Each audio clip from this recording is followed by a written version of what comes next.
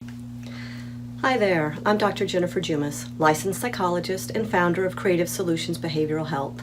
In today's video, I'm discussing why self-care is important. It helps you set boundaries, it promotes emotional and physical health, and it actually helps you take care of others better. So if you need some ideas on how to implement self-care, be sure to check out my separate video on that topic, and I'll put the link below. So self-care can take many forms, and it's vital for a balanced life. It is especially essential for those with chronic stress, illness, or pain, who will feel depleted much faster. Between our busy schedules, work, family, etc., it can be hard to find time to take care of yourself, which is why it's often viewed as a luxury or an extra in life. But self-care doesn't have to mean taking a day at the spa or meditating for hours on end. It's not just the big events in life that cause us stress and wear us down. The accumulated and chronic stress from daily life eats away at our resources, just like automatic deposits and monthly fees drain our banking account. It adds up. So just about everybody has chronic stress, but if you also have a chronic illness or chronic pain condition, it's like starting out with fewer resources in the bank. We must make some deposits on a regular basis. And regular smaller deposits, frequent acts of self-care, seem to help more than one large deposit, like going on a vacation or a spa day. The reality is that no matter what your schedule might be, you have time for self-care. It is not a luxury or something that only people with extra time on their hands get to do. In fact, it's mandatory for your overall health and well-being. So why is it so important, and how can you practice self-care on a busy schedule? One reason why self-care is so important is that it helps you learn how to set boundaries.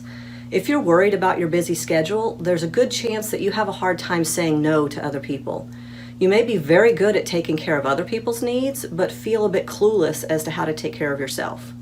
When you practice self-care, you can learn the importance of saying no sometimes to other demands and requests. Scheduling self-care first allows you to better establish boundaries and determine what you can and can't do. Another good reason to do self-care is that it promotes emotional and physical health. When you take time out to care for yourself, you're reminded of the fact that you are just as important as everybody else in your life. Your needs are just as important and deserving of attention. Self-care can also reduce your stress, and when you take time for yourself and find something that relaxes and revives you, your stress levels will decline.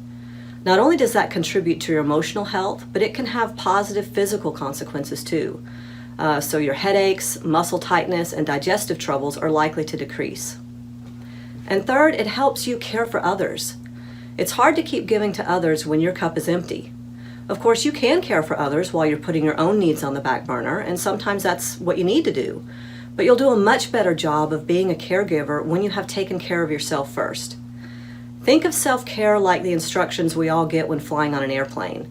In case of an emergency, secure your own oxygen mask first before helping others with theirs. If you pass out while trying to help someone else put their mask on, you're both going to be in big trouble.